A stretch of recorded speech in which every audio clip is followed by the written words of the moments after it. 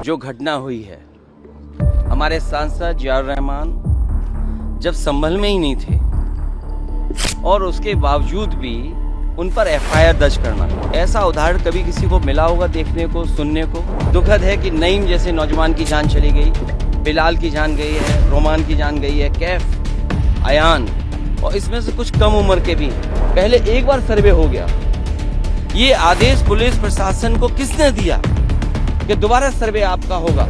कुछ लोग तो ये कहते हैं कि साबरमती फिल्म देख करके उन्हें लगा कि उन्हें भी बड़ा नेता बनना है, इसलिए ये सब कुछ कराया गया। जो घटना हुई है, हमारे सांसद जियाउर रहमान जब संभल में ही नहीं थे और उसके बावजूद भी उन पर एफआईआर दर्ज करना, ऐसा उदाहरण कभी किसी को मिला होगा देखने को, सुनने को। एक पुलिस अफसर ये कह रहा हो कि नेता बनना छोड़ दो, नेताओं का सहारा लेना छोड़ दो, किसके लिए भाषा थी वो? और मैं ये कहना चाहता हूँ, हालांकि ये सब जानकारी आपके पास है, दुखद है कि नईम जैसे नौजवान की जान चली गई, बिलाल की जान गई है, रोमान की जान गई है, कैफ, अयान, और इसमें से कुछ कम उम्र के भी हैं।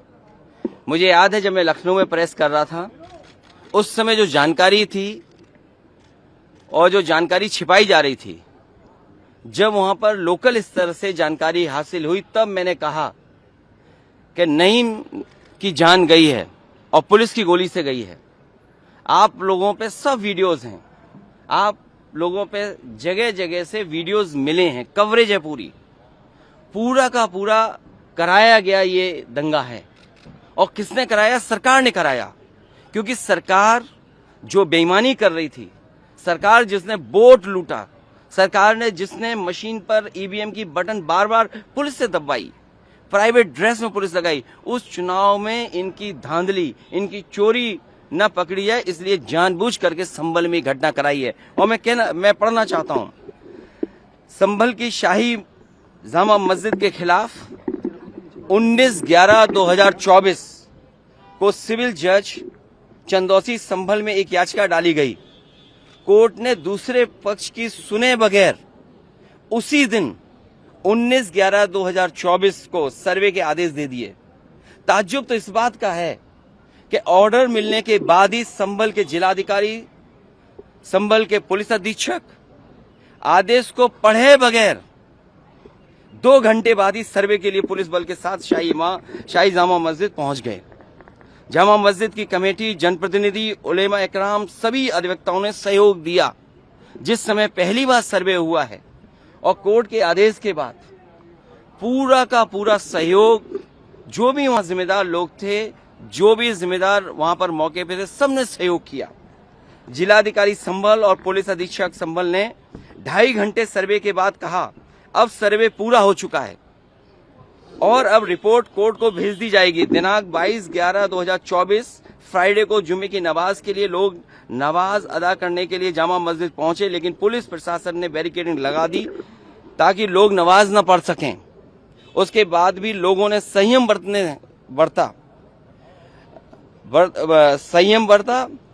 नमाज अदा की और किसी प्रकार का विरोध प्रदर्शन नहीं हुआ, किसी तरह की विरोध नहीं हुआ।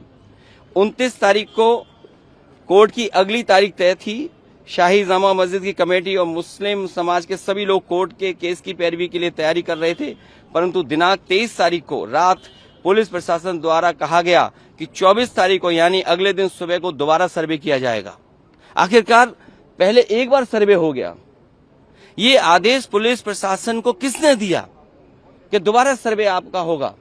जब पहले सर्वे में सब लोगों ने सहयोग मदद की, पूरा सर्वे हुआ, किसी को आपत्ति नहीं थी सर्वे पर, लेकिन जानबूझ करके आगे शाही जामा मस्जिद की कमेटी और अधिवक्ता ने कहा कि एक सर्वे तो मुकम्मल हो चुका है, अब दूसरे सर्वे की क्या आवश्यकता है? कोर्ट के आदेश का हमने पालन कर दिया, अगर दूसरा सर्वे करना है तो दोबारा आदेश करवाएं, कोर्ट के आदेश के बाद हम दोबारा सर्वे करा देंगे। लेकिन जिलाधिकारी संभल और पुलिस अधीक्षक संभल ने कोई सुनवाई नहीं की और तानाशाही दिखाते हुए और सुबह के वक्त से पहले शाही जामा मस्जिद आ गए। शाही जामा मस्जिद कमेटी और मुस्लिम समाज के लोगों ने फिर भी धैर्य रखा और दोबारा सर्वे के लिए अंदर ले गए। सर्वे के दौरान करीब 1.5 घंटा बाद जब जनता को सूचना मिली तो वो इकट्ठा होना शुरू हो गए। लोगों ने सर्वे का कारण जानना चाहा तो सर्कल ऑफिसर ने उनके साथ गाली गलौज की और लाठीचार्ज करवा दिया, बुरी तरह से जख्मी कर दिया।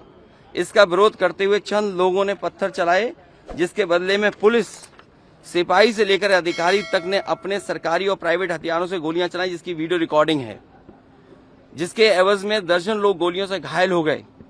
5 मासूमों जो कि अपने घर से सामान लेने के लिए निकले थे, उनकी मृत्यु हो गई। संभल का माहौल बिगाड़ने में याचिका दायर करने वाले लोगों के साथ पुलिस और प्रशासन के लोग जिम्मेदार हैं। इनको निलंबित किया जाना चाहिए और हत्या का मुकदमा चलाया जाना चाहिए, जिससे कि लोगों को इंसाफ मिल सके और आने वाले समय में कोई इस प्रकार की संविधान के खिलाफ गैर कानूनी घटना को अंजाम न दे जा सके। और बीजेपी के लोग ये कह रहे हैं कि संभल को बांग्लादेश बनाना चाह रहे हैं। देखिए, अगर आप बीजेपी की बात मानोगे तो गड्ढे में गिरोगे, जाके बीजेपी की बात मानोगे तो खाई में गिरोगे। बीजेपी वालों से पूछिए, क्या चुनाव कराया था आपने उत्तर प्रदेश में? कोई ऐसा मुसलमान भाई नहीं था जिसको इन्होंने रोका ना हो। लाठी से, बंदूकों से गाली गलौज की इन्होंने। हम लोग लगातार कहते रहे और फिर बीजेपी के पास जवाब किया। जब चुनाव आयोग को शिकायत की गई तो चुनाव आयोग ने खाना पूर्ति कर करके कुछ अधिकारियों के खिलाफ कार्रवाई की। क्या ये बता सकते हैं क्यों कार्रवाई हुई थी उनके ऊपर?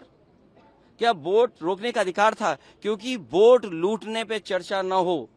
ये लोग लूटने वाले लोग हैं, इनके लिए लोग कोई मायने नहीं रखते, लोग मायने नहीं रखते। इन्होंने तंत्र से समर्थन लिया और तंत्र से ही अन्याय कर रहे हैं। उनका सीधा साधा फार्मूला है, पहले वो अन्याय करते हैं, अगर आप अन्याय का विरोध करोगे तो आप उन्हीं के अधिकारी आपके खिलाफ तमाम मुकदमे दर्ज करा देंगे। क्या जियाउल इस्लाम वहां थे? हमारे विधायक वहां थे, सांसद थे क्या वहां? जियाउर रहमान, कोई बता दे।